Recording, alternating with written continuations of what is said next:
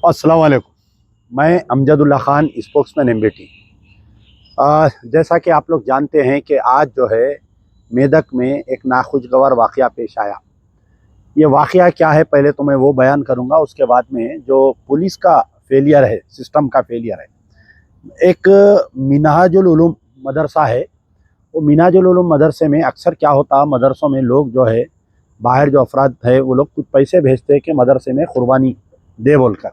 तो उसी तरीके से जो है मिनाजुल उलूम इंदिरापुरी कॉलोनी मेदक में एक मदरसे में बैल ला कर रखे थे कुर्बानी देने के लिए। तो हर चीज़ है उनके पास, डॉक्टर सर्टिफिकेट है और आपके कहाँ से जानवर ख़रीदे सो ये है।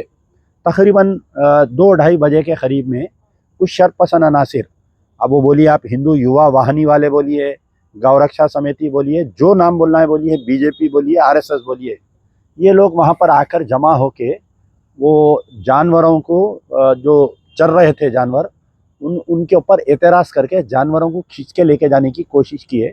मदरसे के लोग जमा हुए, वहाँ पर जमा होके एतराज़ किए। तो तकरीबन 1 घंटे तक ये सिलसिला चलते रहा। ये लोग क्या किए कि गलतफहमी फैलाए पूरा, ये जो एंटी सोशल एलिमेंट्स है अपने व्हाट्सएप ग्रुप्स में डाल के कि यहाँ पर जो है मदरसे में गाय काटी जा रही है बोलकर तकरीबन 100-150 लोगों को ये लोग जमा किए।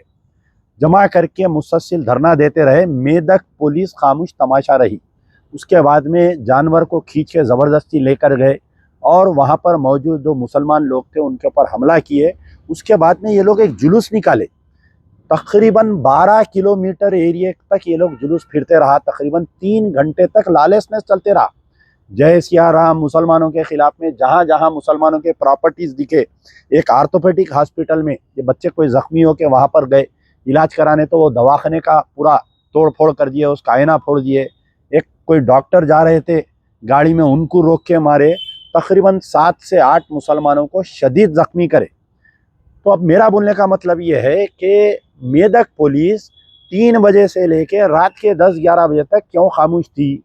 इनको क्यों मौका दिए करने का, क्या वजह है ये हालिया में जो बीजेपी का एमपी रघुनंदन राव जीता, उस दिन से ये सिलसिला चलते आ रहा है और मेदक पुलिस खामोश है। ठीक है, मेदक पुलिस खामोश है। इंटेलिजेंस एक डिपार्टमेंट होता तेलंगाना में। इंटेलिजेंस डिपार्टमेंट के पास ये न्यूज़ थी कि 8 एमपी जीतने के बाद में तेलंगाना में बीजेपी आरएसएस कहीं ना कहीं गड़बड़ करवाएगी बोलकर। तो हमारे स्टेट के चीफ मिनिस्टर रेवंत रेड्डी साहब क्या कर रहे हैं बताइए आप? ये सॉफ्ट हिंदुत्व की पॉलिसी। हम जो है तेलंगाना के मुसलमान रेवंत रेड्डी को वोट नहीं दिए, रेवंत रेड्डी की कांग्रेस को हम वोट नहीं दिए, हम राहुल गांधी की कांग्रेस को हम वोट दिए। हम जो है प्रियंका गांधी और सोनिया गांधी को देखकर हम वोट दिए। लेकिन जब से बड़े अफसोस की बात है कि जब से रेवंत रेड्डी चीफ मिनिस्टर बने हैं, ये सॉफ्ट हिंदुत्व की पॉलिसी को अपनाए हुए हैं।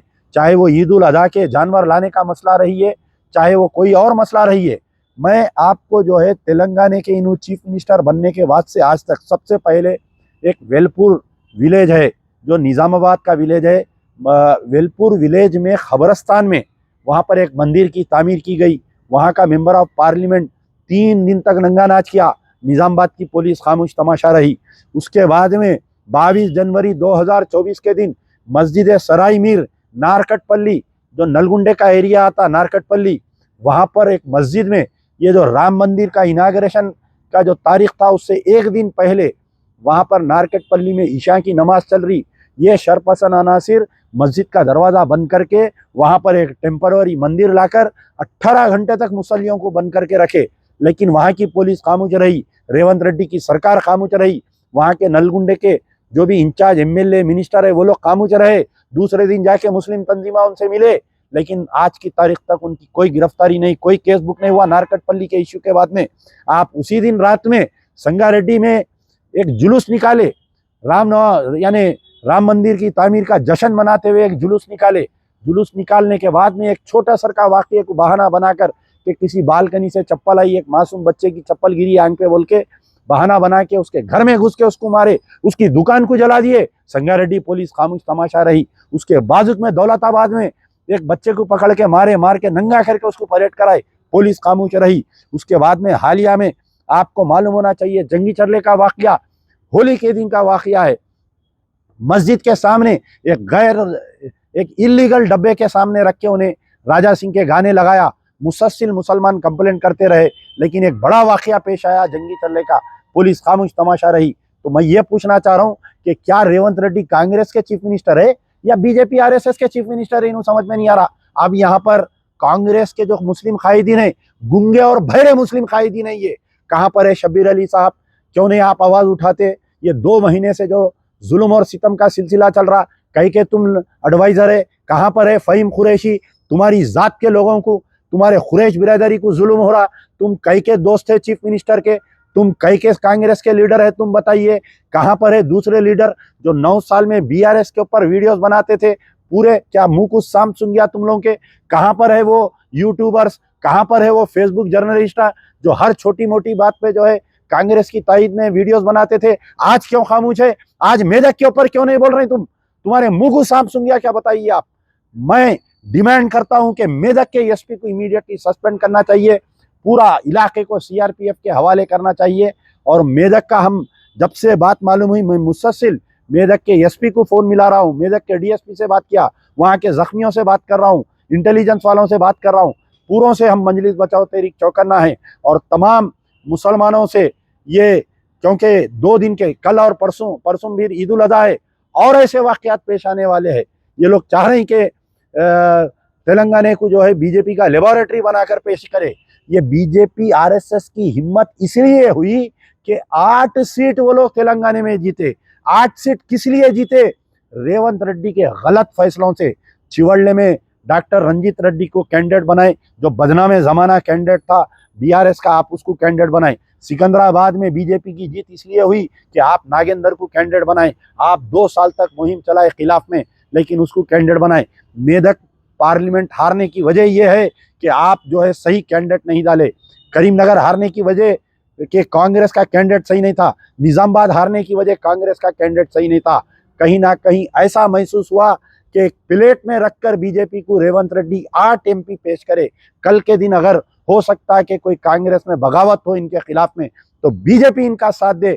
और महाराष्ट्र के शिंदे, तेलंगाना के शिंदे इन्हों बनने की चक्कर में है। मैं कांग्रेस के सरबराह सोनिया गांधी, खरगरे, राहुल गांधी, प्रियंका से मुतालिबा करता हूं कि हम रेवंत रेड्डी को देख के वोट नहीं दिए। हम इसलिए वोट नहीं दिए कि ये जुल्म और सितम हम सहने के लिए। हम इसलिए वोट नहीं दिए कि मस्जिद सराय मीर के पास मस्जिद की जमीन में पूजा हो। हम इसलिए वोट नहीं दिए कि जंगी चरला में हमारे मुसलमान बच्चों को मारे। हम कांग्रेस को इसलिए वोट नहीं दिए दौलताबाद में हमारे बच्चे को नंगा नाच करे। हम इसलिए कांग्रेस को वोट नहीं दिए कि संगारेड्डी में हमारे दुकानों को जलाए। हम इसलिए वोट दिए कि कांग्रेस, राहुल गांधी वाहिद शख्स है जो आरएसएस से लड़ रहा है। आरएसएस के मुकाबले में बीजेपी को हराने के लिए हम तेलंगाना में मुसलमान कांग्रेस को वोट दिए। आप जल्द फैसला करिए, वरना लम्हों ने की खता सदियों ने पाई सजा हो जाएंगी और कांग्रेस का सफाया हो जाएगा। कांग्रेस के चंद सरबराह मुस्कुराते हैं मेरे वीडियोस देखकर, ये कहते हैं कि अब हमें मुसलमानों की ज़रूरत नहीं है, कि अब कोई इलेक्शन नहीं है तो मुसलमानों की हमको ज़रूरत नहीं है, कि कोई बल्दिया यानी कोई पार्लियामेंट इलेक्शन नहीं है, कोई असेंबली इलेक्शन नहीं है, हमको मुसलमानों के वोटों की ज़रूरत नहीं है, हम सॉफ्ट हिंदुत्व हम चलाएंगे। तो याद रखो, आने वाले दिनों में बल्दिया इलेक्शन है, आने वाले दिनों में म्यूनसिपैलिटी इलेक्शन है, आने वाले दिनों में एमपीटीसी जेडपीटीसी इलेक्शंस है और आने वाले दिनों में पड़ोस में महाराष्ट्र में इलेक्शन है।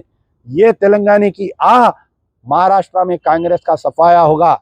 लोग मुझे सवाल करते, कमेंट करते, अरे भाई आप जो है बीआरएस की मुखालिफत करे, कांग्रेस की तायद करे।